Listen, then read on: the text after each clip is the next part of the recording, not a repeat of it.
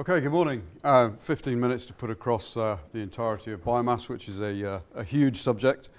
I will do my best. There's no doubt that biomass is a low carbon technology, right? It's very, very low. An AEA study says 35 to 85% less carbon emissions from biomass than its fossil fuel equivalent. The thing is, it also says actually it can be the other way around, and straw, for example, can be 35% worse emissions, and it comes down to factors like transport, change of land, and the use of high nitrogen fertilizers. So the supply chain and the carbon savings are not to be taken for granted, but nonetheless it is considered an exceptionally low source of high-grade heat. Quite interesting to reflect on a few of the other points that came up as well. There has been a study that's done that says power-only biomass will reach carbon grid equivalency in about 2030 or so, depending on the market. So the power-only market probably has a limitation on its rollout, but not for a few years yet. I think both of those factors mean that biomass CHP is going to be the thing that leads us forward in terms of carbon saving. Of course, all the markets and all the lines and projections that we can do on graphs going out to 2045 are extremely full of assumptions and risk. So we shouldn't be looking too long term, perhaps, in some of this stuff. IRENA predicts that we won't have any form of biomass supply restrictions, certainly not in the medium term. These are their predictions, and Asia is the only one where demand may outstrip supply in the worst case. So there won't be a restriction in your fuel, which is quite a good thing. Conversely, there may be a restriction in the virgin timber fuel, and the EU has put out a study saying in about 2020 virgin pellet demand will outstrip supply. So attention to the type of fuel that we're using in biomass is also extremely important. And the Carbon Trust highlighted that again recently, saying that grassy and woody fuel stocks combined with new technology and multi-fuel technology will be the future of biomass. So don't just think wood pellets. And in fact, if you do think just wood pellets, you may come a cropper in the future. I think if I were planning a new biomass installation, I'd be looking for CHP, I'd be looking for multi-fuel capacity, I'd be looking for a variety of fuel sources, and I'd be looking to do it on a scale that enabled me to get it onto the market fast, but also enabled a high degree of engineering diligence. And we'll come back to the engineering thing in a second. RHI has been the winning technology. I don't think there's much doubt about that. It's been the biggest RHI-driven technology of them all. Of the 581 kiloton CO2 equivalent savings driven by the RHI in 2015, 86% was wood combustion. And incidentally as well, not forgetting the other biomass technologies, the single largest percentage increase technology was anaerobic digestion. So I don't think you can really argue that it's been a successfully deployed technology. Where's it been deployed? Well, to me there are two large lumps. For simplicity, we can look at it like that. One is heat-only RHI driven, and the other is the power CHP RO driven type technologies. In terms of the RHI, off-gas grid, absolutely clear. That's where it's suitable for. In terms of the non-domestic stuff, it's about SMEs. Always in rural locations. I guess maybe the countryside folk are more aligned to burning wood.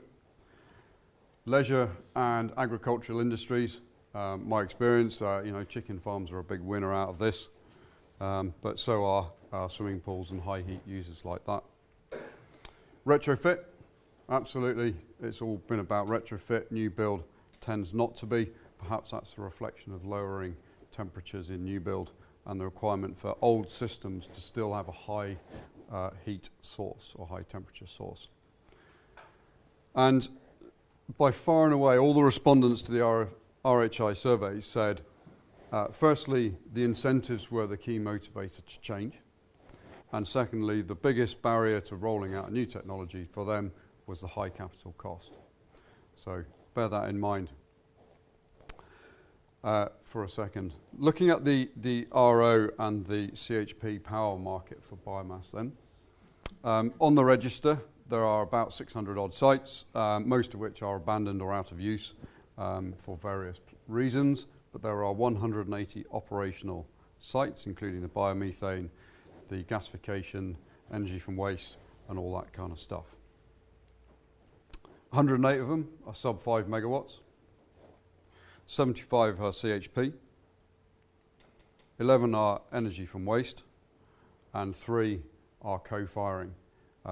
Clearly the energy from waste and the co-firing tend to be on the larger scale, and Drax is one of those. So that's on the exceptionally large scale and is purely power, obviously. And there are 159 sitting in there as permitted and awaiting construction. So there's a lot of activity in this sector, but there are also a lot of challenges. And I think in here as well, you've got a large degree of financial driver for this market. So if there are policymakers here, please don't ignore the money. That's what tends to make people do things.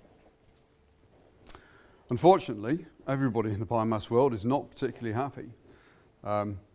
From our current membership, we're a trade organisation, we look across mechanical and FM sectors, and from my experience, there's an awful lot of biomass systems out there that have been installed and probably appear in my previous numbers, but are non-functional. That non-functionality probably comes down to fitted for planning only, chuck it in, get your SAP points, done, never turn it on. FM and maintenance costs run out of control, so systems are let go because they're just too expensive either to get into service or to maintain in service. And then the systems were never designed properly in the first place. You have heating systems and you've got heat generation systems, and the two don't always mix, and there's a lot of packaging up of different parts in different consultancies and different contractors, and getting the two to speak can be quite challenging at times. But that all said, I think there is a good future for biomass, and I would highlight from my experience, this is Blackburn Meadows, 30 megawatts of power and 25 megawatts of heat, delivered from a biomass power station that sits next to the motorway where the old cooling towers used to be. It went into service, a few little hiccups, but generally worked exceptionally well. There are challenges to digging holes in cities and getting pipes across cities, which should not be ignored, and the practical element of delivering distributed energy is definitely real for people who dig holes in cities.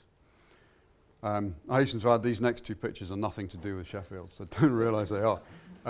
But fuel delivery is extremely challenging in biomass.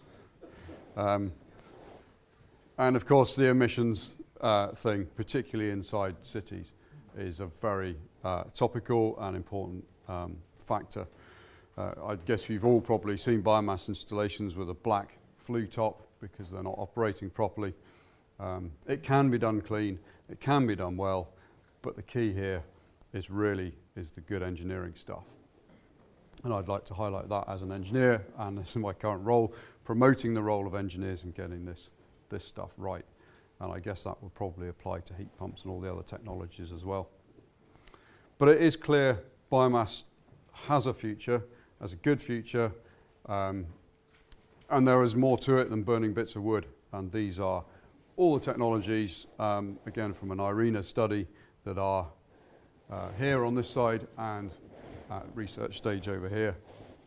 So loads and loads of stuff to get done and to do, and some exciting times, I hope, for the industry with the right market incentives. That's it from me. A very brief overview of where it did work and where it should work.